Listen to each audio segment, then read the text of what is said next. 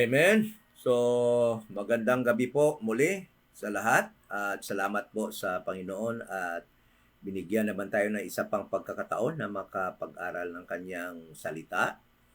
At alam ko po na excited po kayo sa ating mga pag-aaral dahil nga po ay yung mga pinag-aaralan po natin, kailangan talaga natin na malaman bilang members of the church, the body of Christ. Ano? At bago po tayo mag-umpisa, ito nga pala po yung Iloilo Dispensation of Grace Bible Church. At andito po tayo sa 7040 Lawaan 7th Street, Lawaan Village, Balantang Haro, Iloilo po. No? Andito tayo sa Iloilo. At yan pong lugar kung saan tayo nag-iipon, nag-fellowship, magkakapatid po dito. Congregationally or physically po, yan ang lugar na nag-iipon tayo. At salamat po sa tinatawag nating technology ngayon dahil nga po kahit na yung iba from other places, no, we can join together and gather online so that we can in one spirit we can study the Word of God rightly divided. At ito po yung church dito sa Iloilo na nagtuturo na ang kaligtasan ngayon sa panahong ito ng dispensation of the grace of God ay sa pamamagitan po lamang ng pananampalataya that Jesus Christ died for our sins according to the scriptures, and He was buried and rose again the third day according to the scriptures. At kung yan po ay inyong paniniwalaan, pananampalatayahan, ay makatanggap po tayo ng eternal life at wala na pong iba pang gospel in this dispensation of the grace of God na makakaligtas po sa atin. Kaya nga po, kung yung church ninyo, kung saan po kayo member, ay nagtuturo ng ibang gospel po, ay medyo mag-ingat po kayo dahil sabi nga po ni Apostol Paul, apart from the gospel na kanyang tinuturo, lahat ng gospel na yan ay a curse. Ano? Kaya kahit anong sabihin nyo pa na galing kayo doon sa ibang mga denomination, sabihin nyo pa na ligtas na kayo doon, at nag-water baptization, at nagmi-mix yun, no? Sabihin ko sa inyo, hindi kayo ligtas noon. Ngayon lang kayo naligtas nung yung katotohanan ay nalaman ninyo na yung kaligtasan pala ay sa pamamagitan lamang ng itinuturo ni Apostol Paul na gospel. At yan po ay ang gospel diyan sa 1 Corinthians chapter 15 verse 3 to 4, that Jesus Christ died for our sins, He was buried and rose again the third day according to the scriptures. Kasi po yung danger kasi niyan na sabihin natin na ligtas na tayo, marami kasing minimix sila. Kagaya nung nagtiteach nga rin ng 1 Corinthians 15:1-4, but nagbabaptism, that is already a rebellion against God's word. Dahil nga sabi ng Bible, in this dispensation of the grace of God, there is only one baptism. And anything that you add to it is already a mixture. It is a cursed gospel.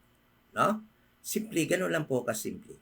Kaya kung kailan nyo nalaman, kailan nyo natutunan yung gospel na itinuturo ni Apostol Paul at yan kayo nanampalataya, that was the time na kayo ay naligtas. So, patuloy po tayo sa ating pag-aaral. At ngayon, alam ko na excited kayo sa ating pag-aaralan next week. Alam ko, controversial yon dahil most of us, kahit na nga ako, ay naniniwala din na akala ko doon ako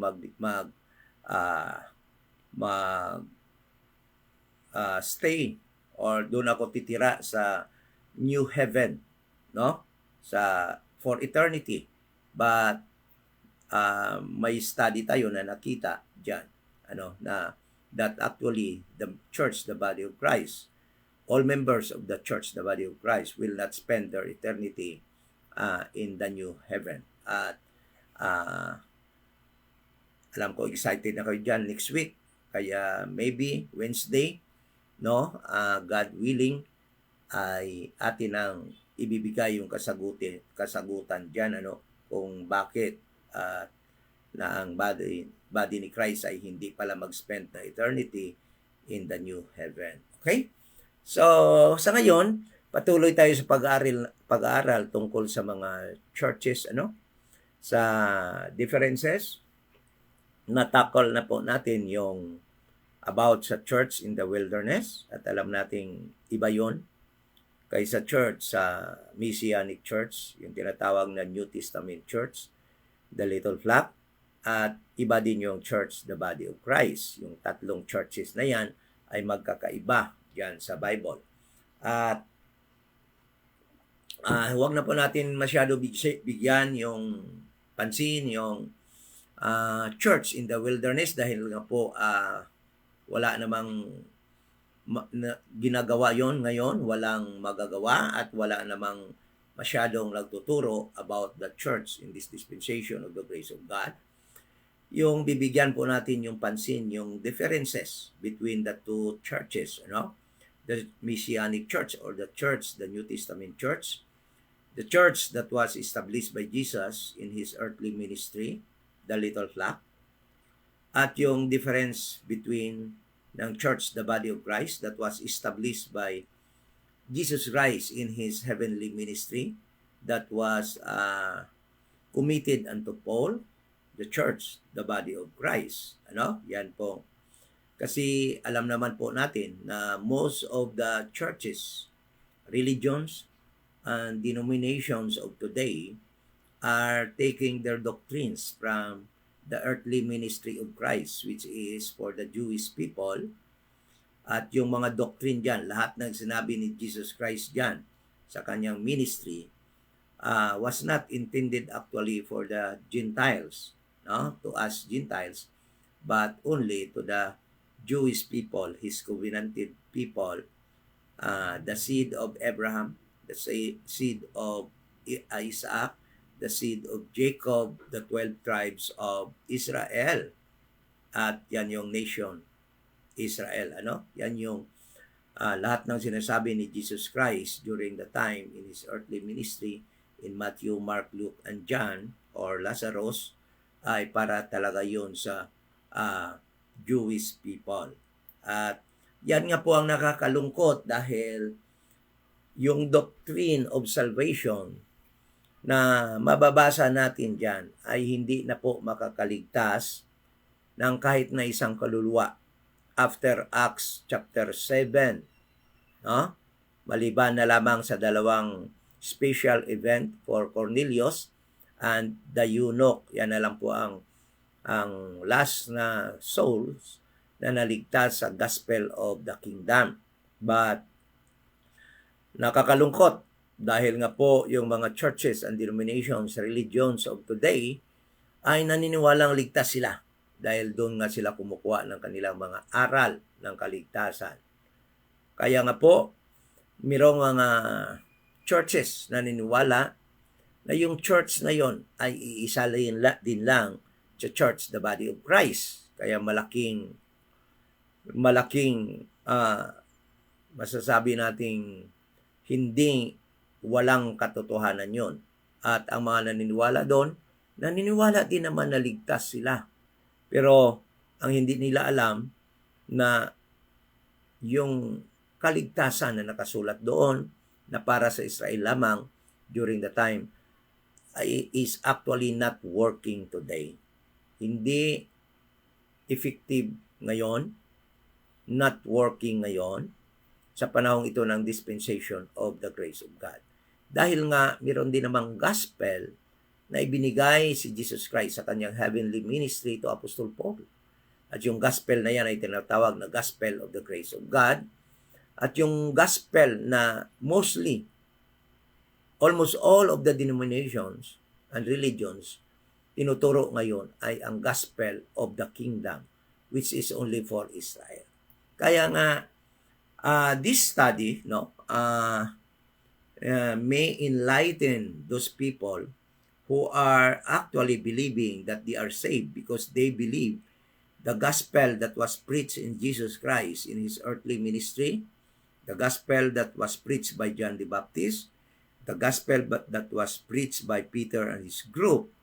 Naniniwala sila, naligtas sila. But actually, they are not. Because according to Paul, it is not the gospel that he preached.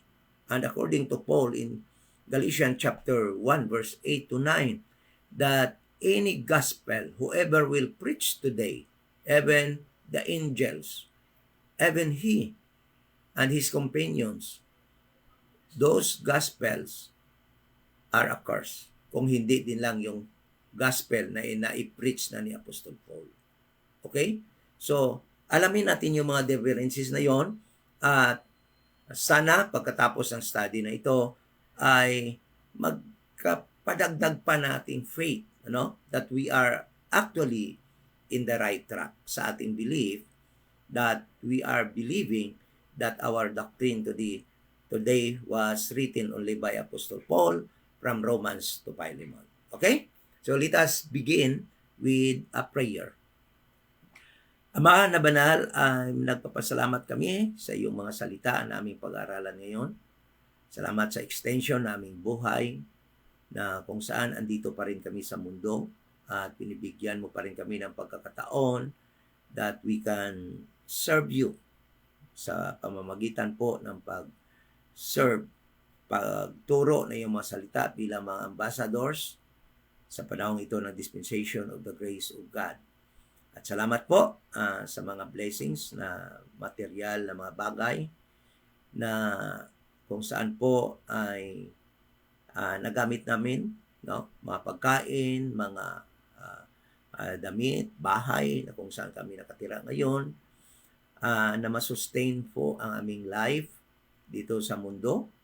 Ngunit alam po namin na yung tunay na buhay ay wala dito sa mundong ito, kundi dyan po sa iyong kasama, sa iyo dyan, pagdating na po namin dyan sa heaven na kung saan po kami ay titira for eternity. At salamat po sa opportunity ulit na maituro po ang iyong mga salita at maituro po ang mga doktrina kung saan po nararapat para sa amin ngayon sa panahon ito ng dispensation of the grace of God. At makalearn din po kami sa mga doctrines na naituro na po sa panahon ni Jesus Christ in time past sa kanyang ministry sa Israel at sa mga doctrine na para sa Israel din po in the future after the rapture. Thank you so much and thank you din po sa mga kapatid namin that are online kung saan-saan pong panig ng mundo nasa abroad at yung mga nasa Pilipinas din po. Salamat nandito din po sa Iloilo. Thank you so much sa inyong pag-join, sa pag-support sa gawain na ito, at sa mga friends din po namin na andyan ngayon, nakisubaybay sa aming pag-aaral. Thank you so much, and sana po yung pangalan niyo po ang ma-lift up sa aming pag-aaral. In Jesus' name we pray. Amen. So, umpisahan po natin, at ito pong Kingdom of the Gospel, alam naman po natin na iyan din po ang na-preach ni John the Baptist at ni Jesus Christ po sa kanyang pag-preach. At yan din po ang na-preach nila ni Apostol Peter nung mat-turn over kay Peter yung leadership po ng New Testament Church, the Messianic Church, the Little Flock. At yan po ay tinatawag na Kingdom, Gospel of the Kingdom. Tingnan po natin dito sa Mark chapter 1 verse 14. Makikita po natin dito, sabi dito, "Now after that John was put in prison," nung si John, nung about to end na po yung ministry ni John the Baptist, he was already imprisoned, and later on he was killed by King Herod by beheading. Sinasabi dito that Jesus came into Galilee and preaching the gospel of the kingdom. So that was the gospel that John the Baptist preached, Jesus Christ preached, and Peter and his group preached in the book of Acts until Acts 1 to 7, no? At yan po yung tinatawag na gospel of the kingdom. At titingnan po natin ngayon yung kaibahan niya sa gospel of the dispensation of the grace of God that was preached by Apostle Paul when he was called by Jesus Christ to become the apostle of the Gentiles in this dispensation of the grace of God. At yan po yung gospel, makikita po natin dyan sa Acts chapter 20, no? Verse 24. Sa pangalan pa lang po, ibang-iba na. Sabi dito, Acts 20 verse 24, "But none of these things move me, neither count I my life dear unto myself, so that I might finish my course," no?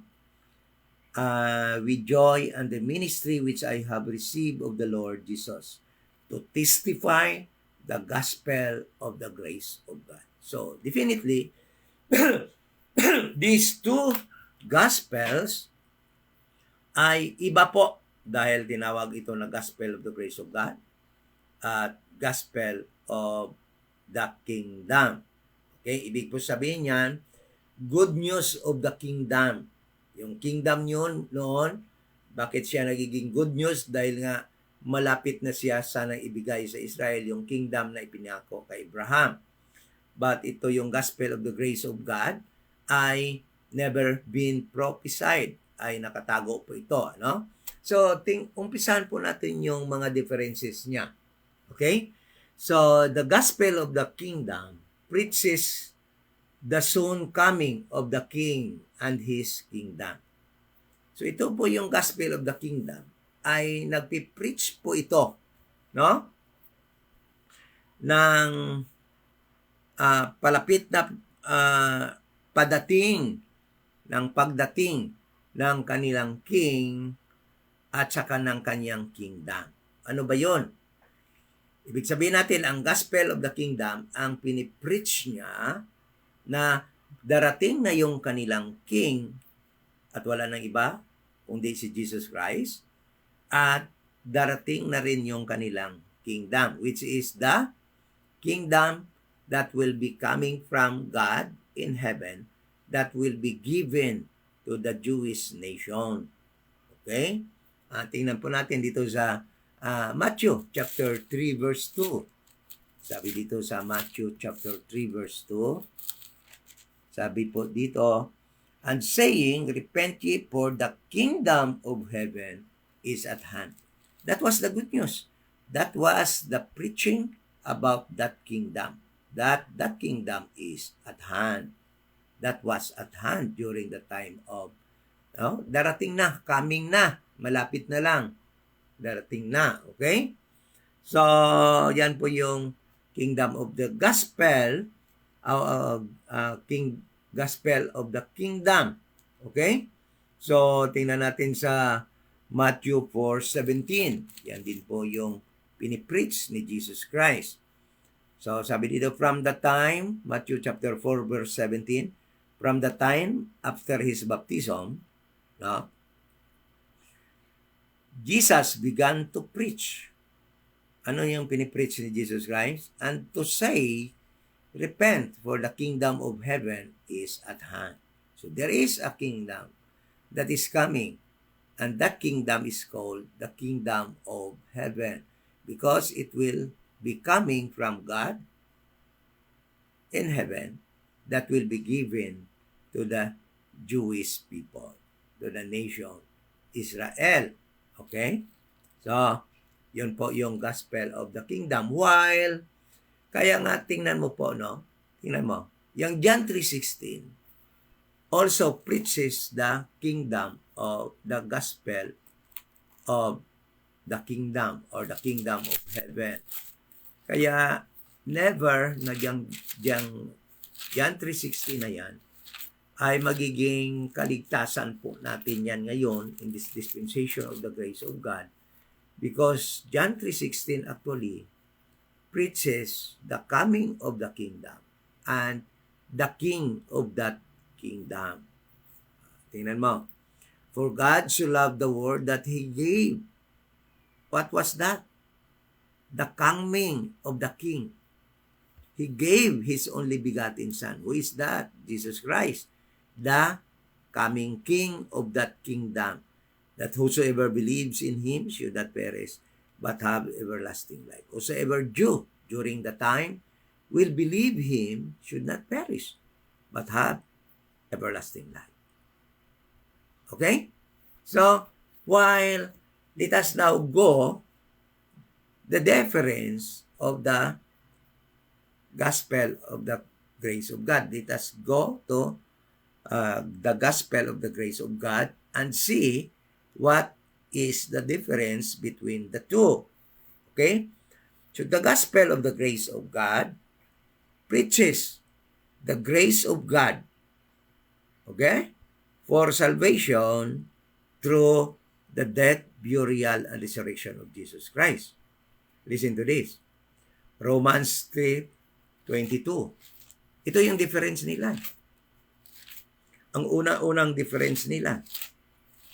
The gospel of the kingdom preaches about the kingdom and the coming of the king, while the gospel of the grace of God preaches the grace of God, the salvation through the death, burial, and resurrection of Jesus Christ.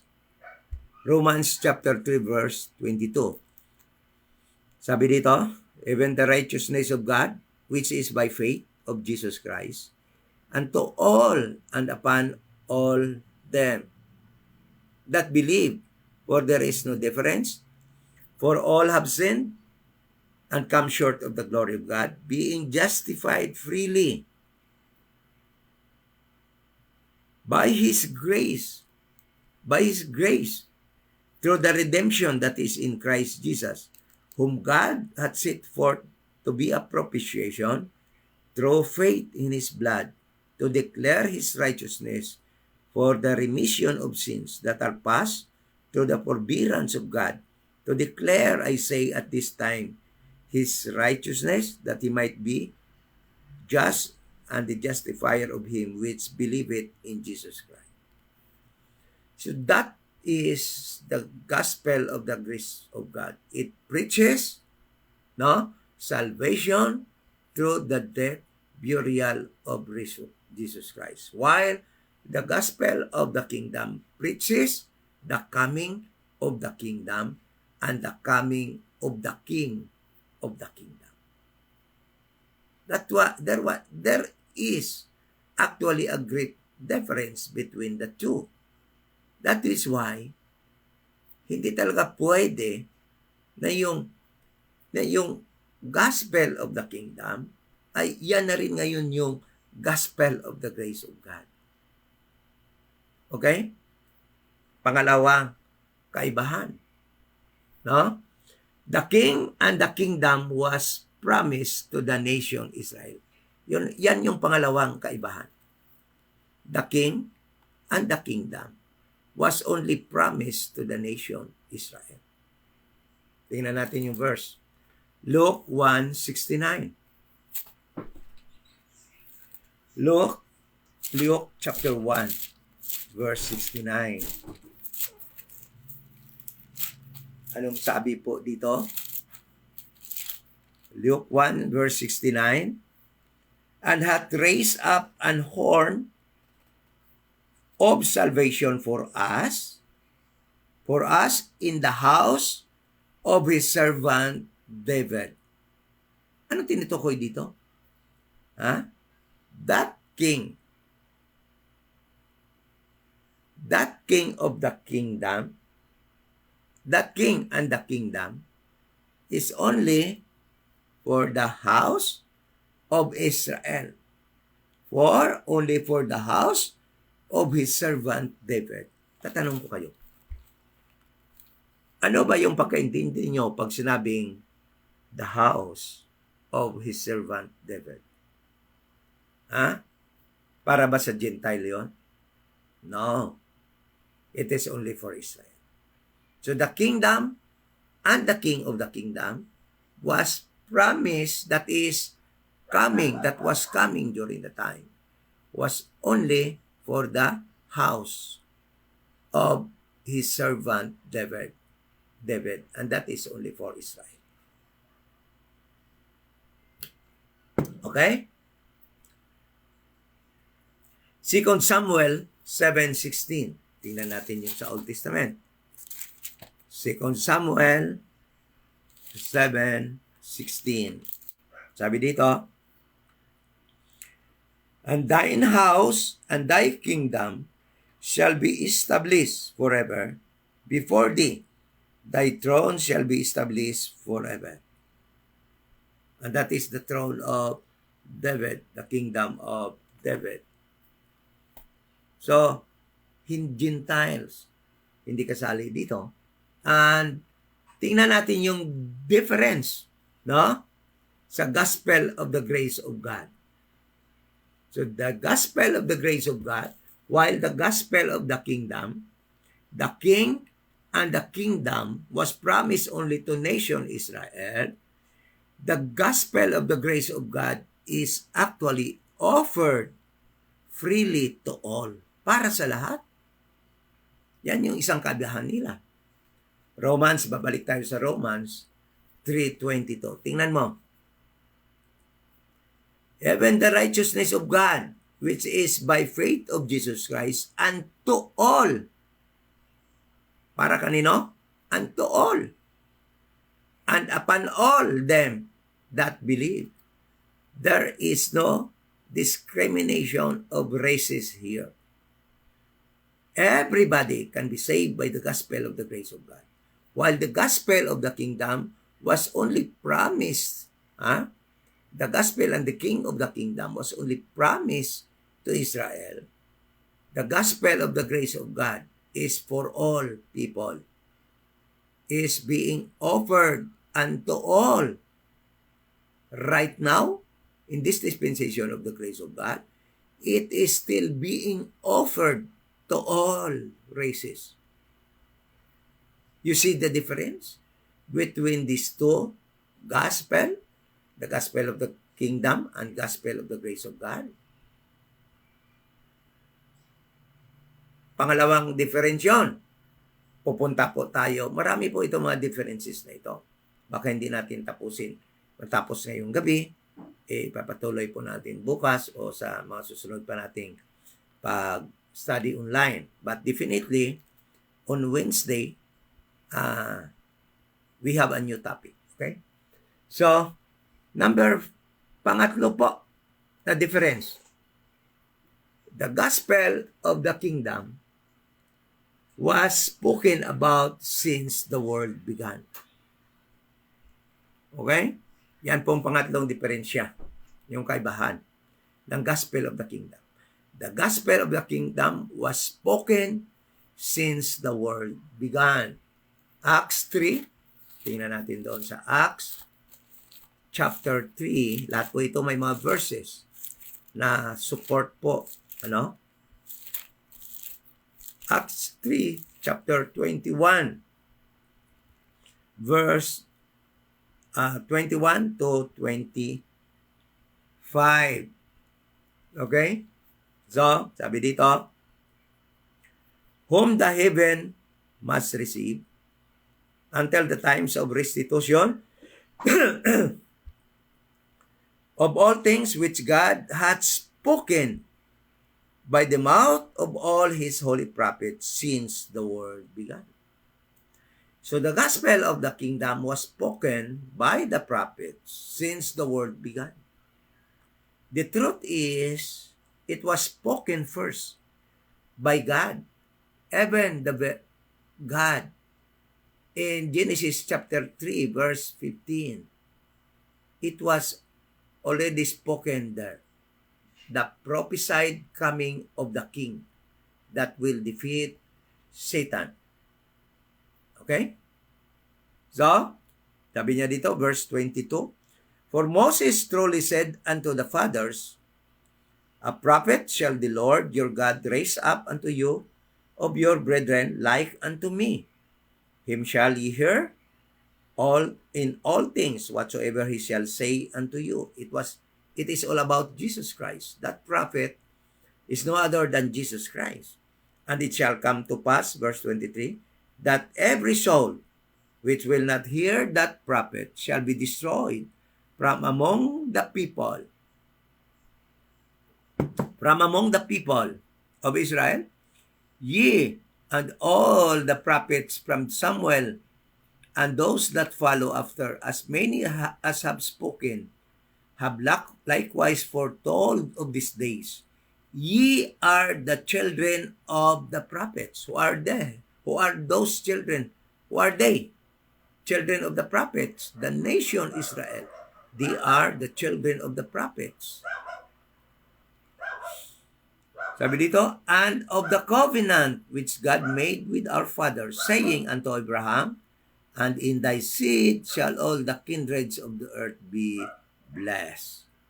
So, this gospel of the kingdom was spoken since the world began. Ibig sabihin, nasabi na po ito. It was told already. Everything that is about this kingdom was already been told since the world began. That is why it is known unto Satan. Alam ni Satan ito. Yung gospel of the kingdom. Kaya nga, everything Satan did during the time was to oppose God's plan to fulfill the promise about this gospel of the kingdom. That Israel will reign, on this earth above all nations as a great nation, and through that nation, great nation, the nation of priests, through that nation, Israel, all other Gentile nations will be blessed. Kaya, kinontra ni Satan yan. But, alam naman natin, na sabi ng Panginoon, Satan, all the days of thy life, you will eat dust. Ibig sabihin nun, everything about this prophetic program, Satan will be defeated. Talo talaga si Satan sa karera nila ng God. When it comes to fulfilling this prophetic program, Satan will be a loser. Talo talaga si Satan. Yan yung ibig sabihin ng all the days of thy life, you will eat dust. Isang pasumbi ngayon. That means Satan ay talong-talo. Kaya kahit anong gawin ni Satan, ang ginawa na niyang, inattempt na niya na patayin si Abel, Dahil sa akala niya, pag pinatay niya si Abel, hindi nalalabas yung magdi-defeat sa kanya. Dahil alam naman niya ni si Cain ay lalaban sa Panginoon. But hindi niya alam na mabubuntis ulit si Eva at ipapanganak niya si Seth na magiging replacement ni Abel. At dahil doon, dumami naman yung mga tao. Yung next na attempt ni Satan, dahil alam niya marami na namang babae na mga anak na, pinasawa niya ang lahat ng mga babae sa mga minion angels niya. Kaya ang resulta ay mga Nephilim that was evil continually yung sa kanilang isip, sa kanilang thought. Dahil nga sila ay nagiging anak ng mga angel at sila ay nagiging evil, half angel, half human nung panahon na bago ipa-flood ni God. Kaya yung mga tao noon ay akala ni Satan matatalo na yung Panginoon kasi nga na-destroy niya yung human DNA at hindi na makakalabas yung human being na kung saan tatalo sa kanya, magdi-defeat sa kanya. Ngunit ang hindi niya alam na mayroon pang 8 tao na in the person of Noah and his wife and his 3 sons and his 3 in-laws na through them i-preserve ng Panginoon na kung saan dadami na naman ulit yung tao at doon talaga sa pamamagitan noon lalabas talaga si Jesus Christ. Nagiging contest nila yon and talagang talo talaga si Satan. Although na may maraming nagsasabi, no, na gagaya ng mga evil preachers, talo daw si Jesus Christ, talo daw ang God, dahil nga nagpa-prosper yung evil ngayon sa mundong ito. But listen to this, God always works with the remnant, with a few people. Kaya huwag kayong matakot, huwag kayong malungkot kung tayo mga members of the body of Christ ay kukunti lang tayo. Dahil ever since, no? From the very beginning, dinidestroy ni Satan yung humanity, but God always preserved remnant and work with them for the fulfillment of His prophetic program and His actually heavenly program for the body of Christ. So yung pangatlong difference ng gospel of the grace of God, the gospel of the kingdom was spoken since the world began, but the gospel of the grace of God was actually kept secret since the world began.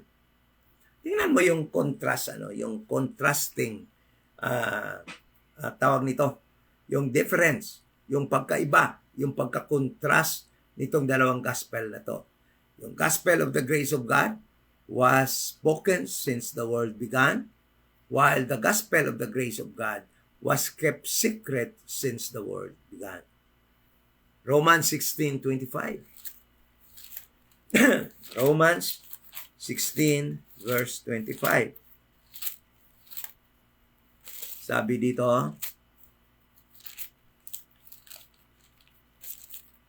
sabi po dito, ano ba yun? Romans 16:25. Now, to Him that is of power to establish you, according to my gospel.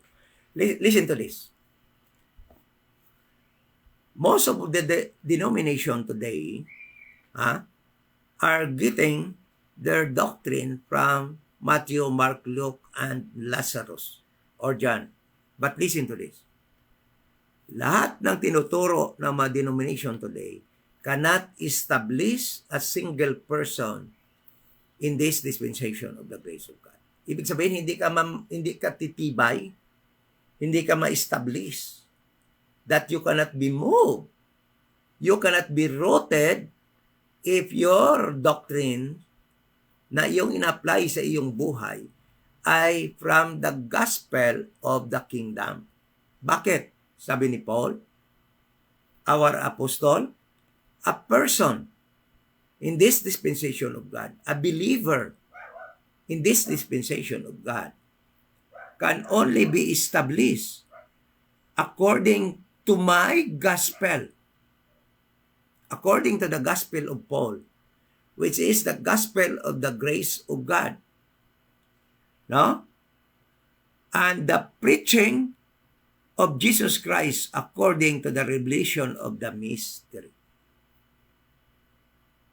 which was kept secret since the world began.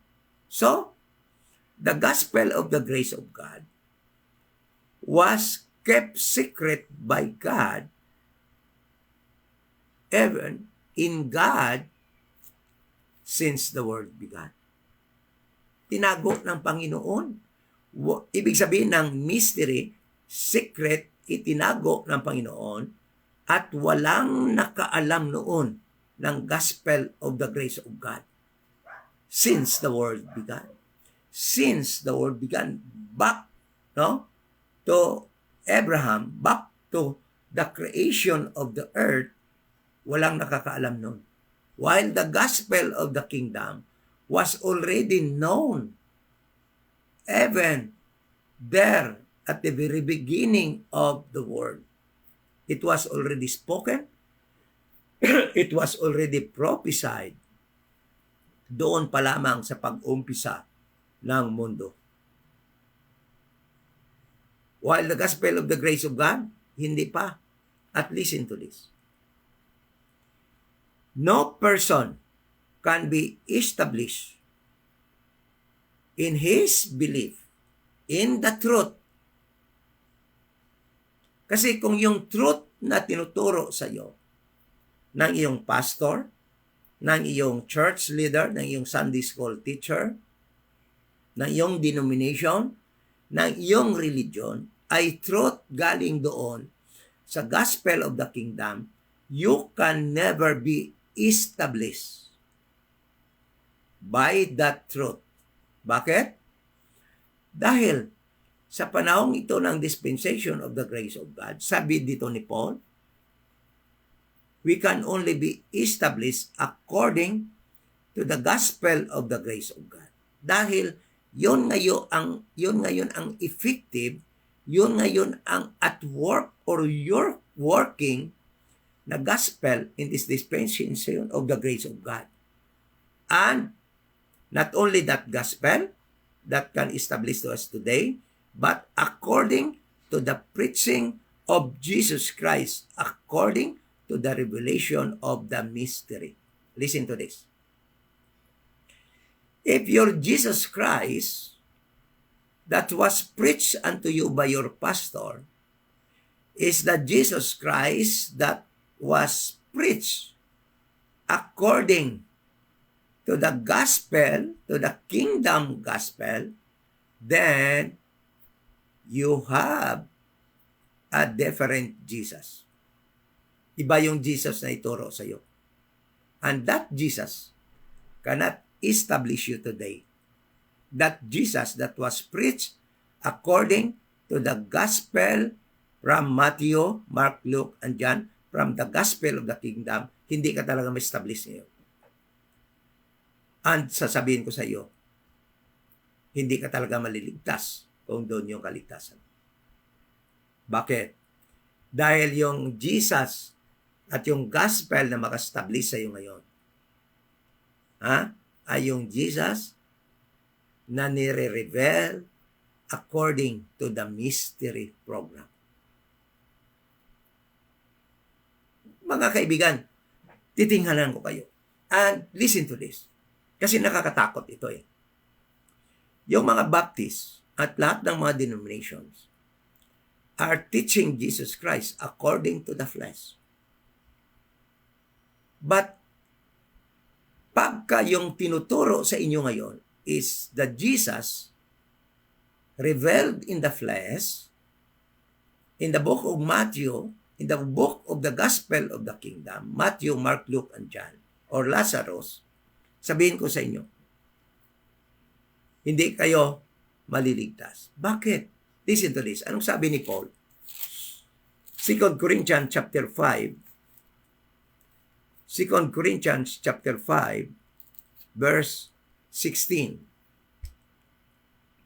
Sabi ni Paul, wherefore henceforth, umpisa ngayon, sabi ni Paul, henceforth, galing ngayon, from now on, henceforth, ngayon, papunta sa future, henceforth, referring until the end of the gospel of the grace of God, until the end of the mystery program. We no man, henceforth, we no man after the flesh. Hindi natin, wala tayong alam na tao after the flesh. Yea, though we have known Christ after the flesh, kahit na alam natin si Christ after the flesh, yeah, we can read Christ after the flesh in the gospel of the kingdom, Matthew, Mark, Luke, and John. We can read Christ there after the flesh. But sabi ni Jesus Christ, ni Paul, now henceforth, know we Him no more. Ngayon, henceforth, hindi na natin siya. Henceforth, know we Him no more. Hindi na natin siya malaman, makilala after the flesh. Why? Because actually, knowing Christ after the flesh is only enough for our learning. Enough lang yun para for our learning.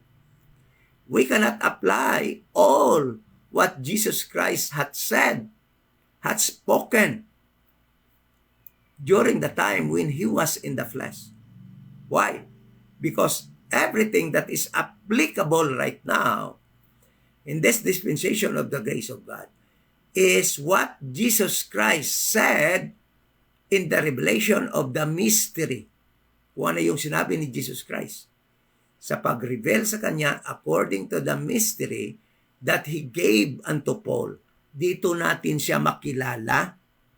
Yung Kristo ngayon, yung Jesus Christ ngayon, ay makilala lamang natin ngayon dito sa according to the revelation of the mystery.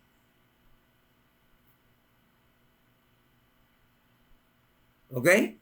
So, and there is a very big difference between the prophetic program, no?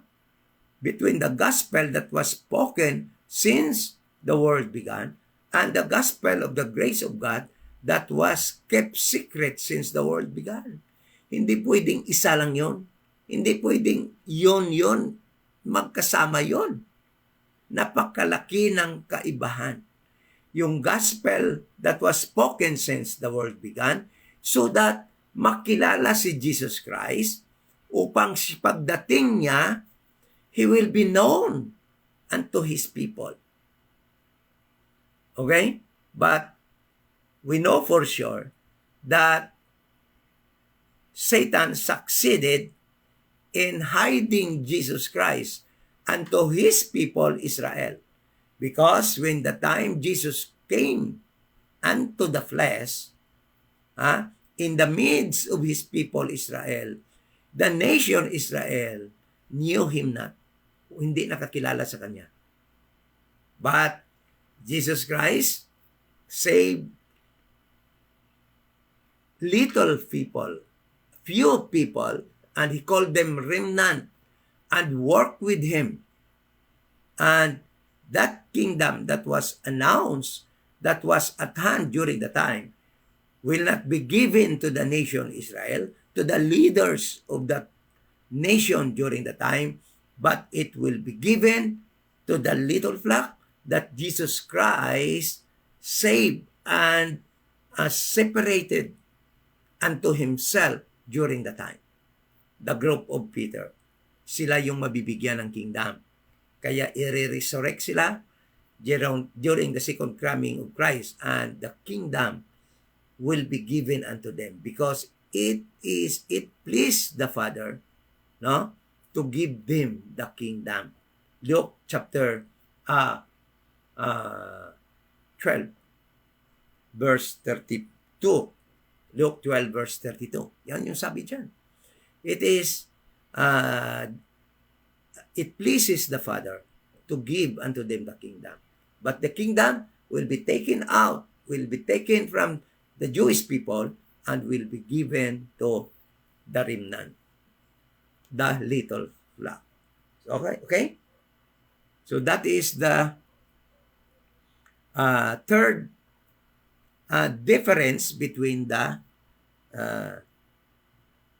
gospel of the kingdom and the gospel of the grace of God. So let us go now to the fourth difference, no, ng gospel of the kingdom ang gospel of the grace of God.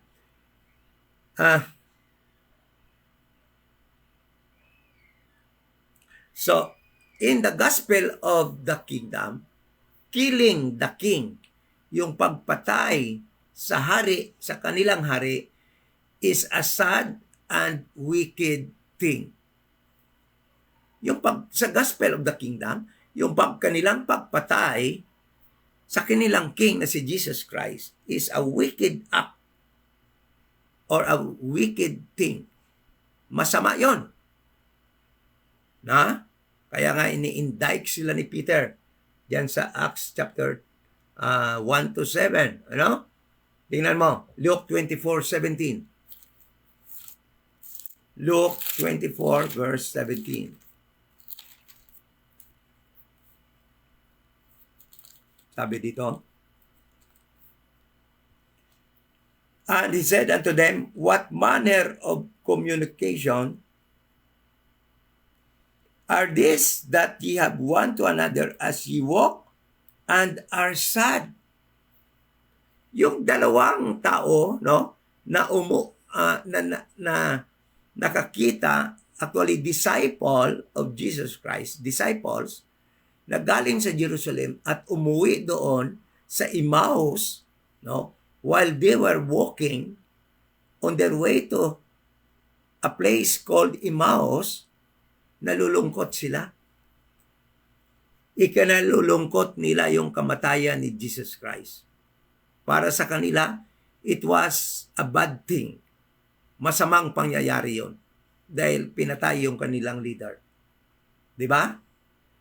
Para sa kanila, sa gospel of the kingdom, yung kamatayan ni Kristo is a wicked thing or masamang pangyayari. Kaya nalungkot sila nung mamatay si Jesus Christ. Okay? Acts chapter 2 verse 23. Titingnan pa natin sa Acts chapter 2 verse 23. Sabi dito, him being delivered by the determinate counsel and foreknowledge of God, ye have taken and by wicked hands have crucified and slain. So sabi ni Peter, kayo, yung killer, kayo ang kriminal, kayo ang pumatay, yung mga wicked hands, dineliver niyo siya sa maka-wicked hands, referring to the Roman soldiers, to the Roman government.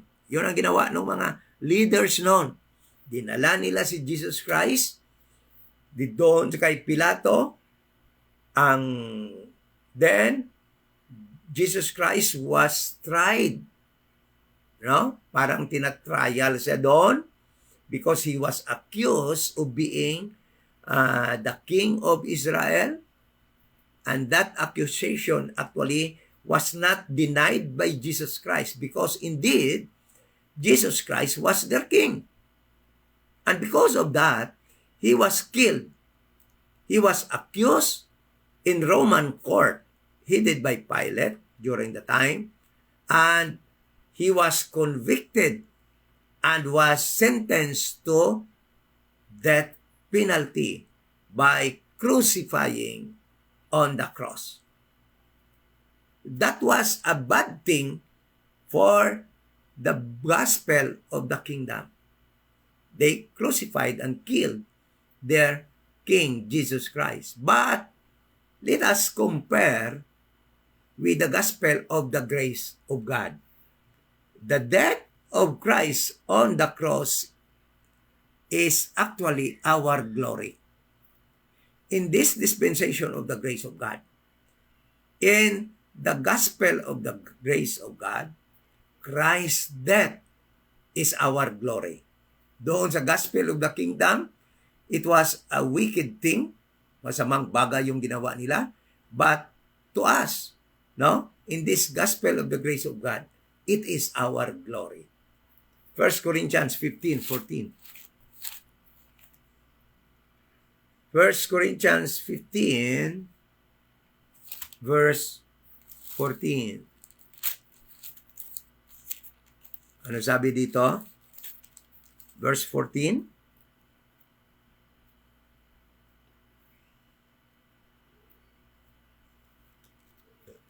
First Corinthians chapter Galatians chapter 6:14. Galatians chapter 6 verse 14. Sabi dito,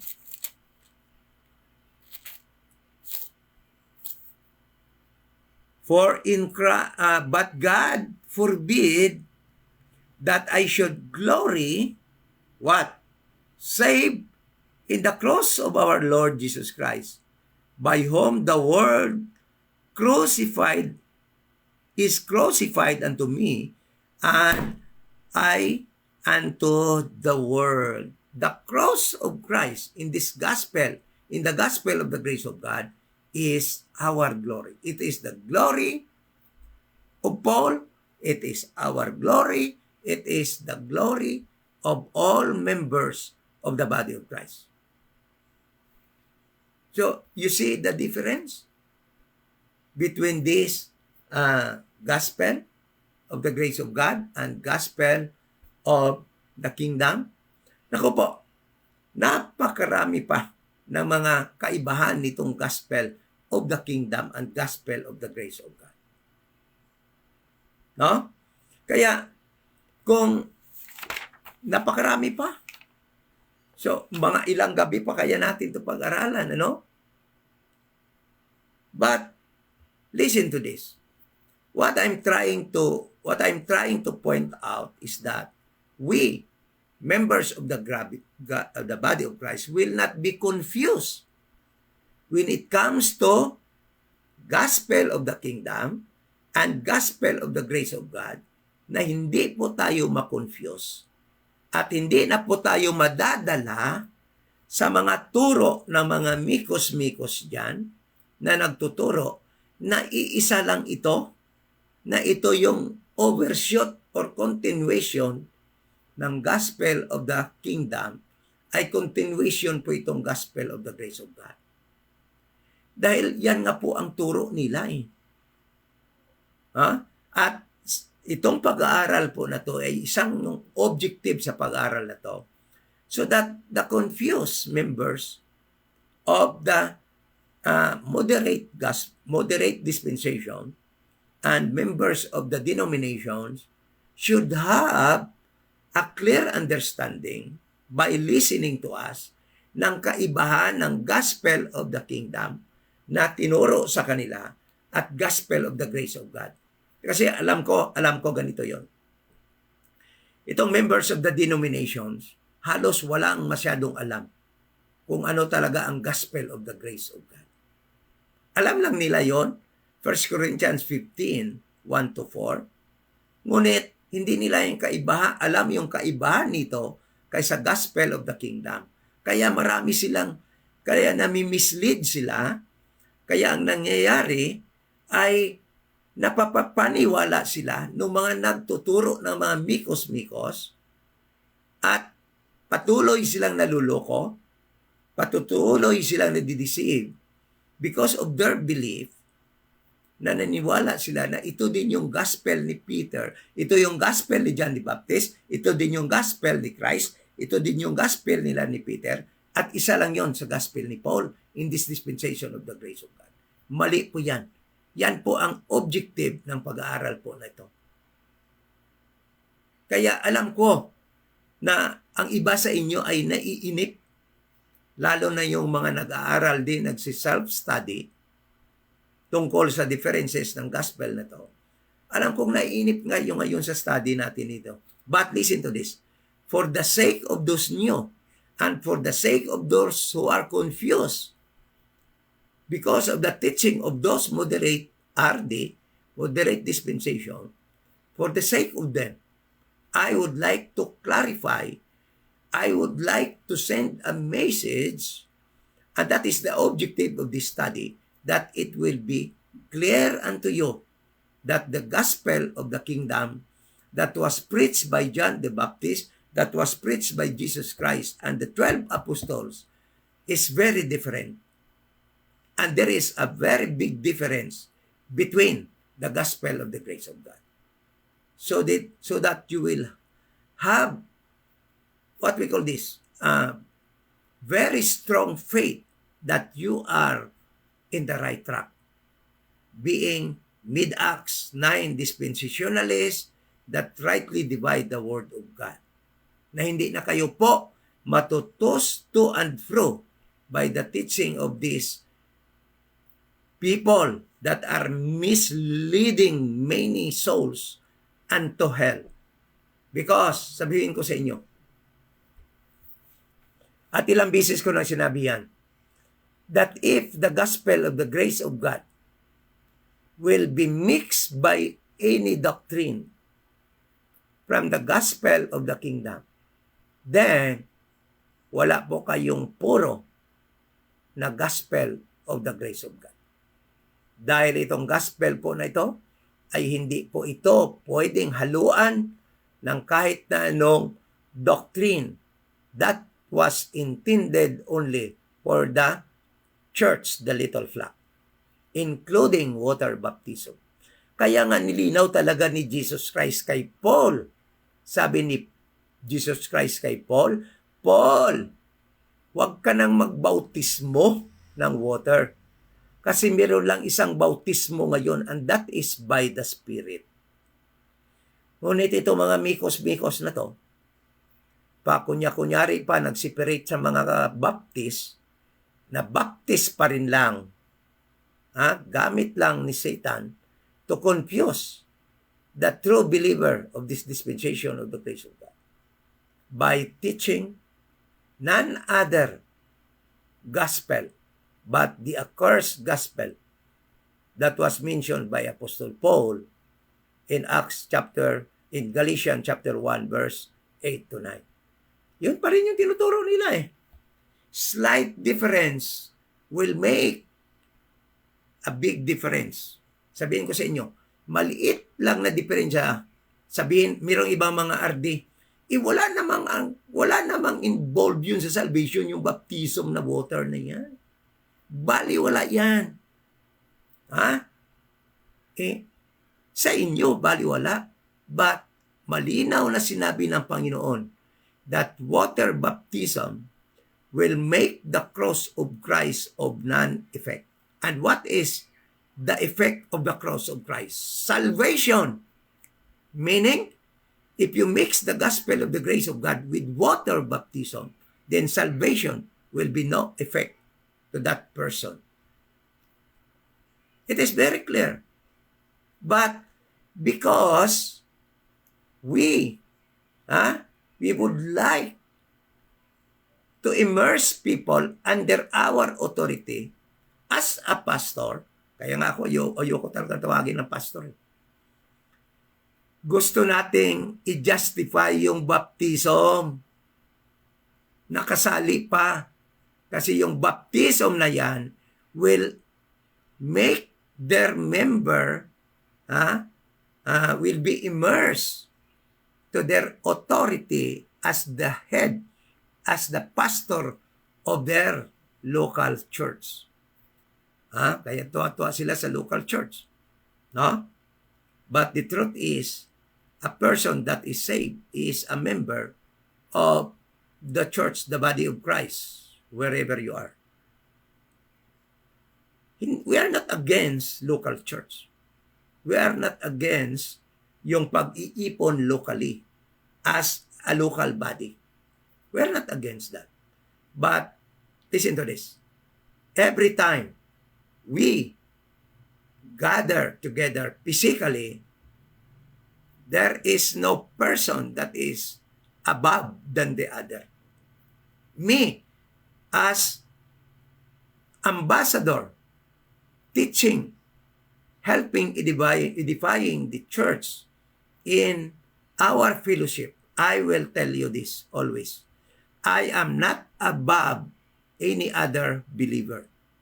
Like these pastors, like these people claiming to be pastors, that they are putting themselves above other believers. They are putting themselves above the pedestal, above other believer. No, it is not true. Any person leading the church in this dispensation of the grace of God, any church fellowship, local fellowship, there is no person that is above any believer. Pantay-pantay lang po tayo, pari-pareho tayong members of the body of Christ. Sa body of Christ, we have different function but listen to this, there is no above other believer. There is no believer that is above other believer. Only Jesus Christ is above because He is the head of that church, the body of Christ. Wala nang iba pang above. Kaya itong mga pastor na to, gusto kasi nilang tingalain sila above than other believers. Na yung members nila, above sila. No. Kaya gusto nila tawagin ng pastor kahit wala ng office of the pastors ngayon. That is the truth. And I am not afraid of anybody to tell you the truth. I am not afraid of any pastor who will go against my teaching that there is no pastor's office in this dispensation of the grace of God. So, dyan na lang muna tayo at medyo gabi na. Mahigit na rin isang oras, 4 pa lang na differences yung ating na-discuss. So, thank you so much for being with me in this study po sa ating pag-differentiate ng differences between the church, the body of Christ, and the church and the dispensation of the grace of God, the gospel of the kingdom, and the gospel of the grace of God. Sa muli po, ito yung church dito sa Iloilo that teaches that yung kaligtasan po ngayon in this dispensation of the grace of God ay sa pamamagitan po lamang ng pananampalataya that Jesus Christ died for our sins, He was buried, and rose again the third day to give us eternal life. At kung ikaw po ay mag-believe niyan, ng gospel na niyan, makakatanggap po kayo ng eternal life or buhay na walang hanggan. Okay? So thank you so much, and we will end this study by the word of prayer. Salamat po, Ama, at hindi mo po kami pinababayaan at nakapag-aral po kami na iyong mga salita na impart po yung katotohanan sa aming mga listeners, sa aming mga friends, at lalo na po upang tumibay po ang aming pananampalataya that we are na nasa tama po kaming pag-aaral at nasa tama po kaming pagsunod ng iyong mga salita. Dahil nga po, yung sinusunod po namin ngayon ay yung pag-aaral, mga aral na yung ibinigay kay Apostol Paul, ang amin pong apostol sa panahon ito ng dispensation of the grace of God. Ngunit, salamat po sa mga information na makukuha po namin diyan po sa aming sa church, sa gospel of the kingdom na kung saan mabasa po namin in time past ang iyong pagtuturo para sa Israel at para naman sa future. At upang hindi kami po ay ma-confuse. At salamat po sa mga kapatid na andiyan po at sumubabay sa aming pag-aaral at sa aming mga friends. Thank you so much. At sana po ang iyong pangalan ay nataas namin sa aming pag-aaral ngayon. Salamat sa iyong mga salita, sa iyong King James Bible na iyong na-preserve para po sa amin ngayon sa panahon na ito. In Jesus' name we pray. Amen.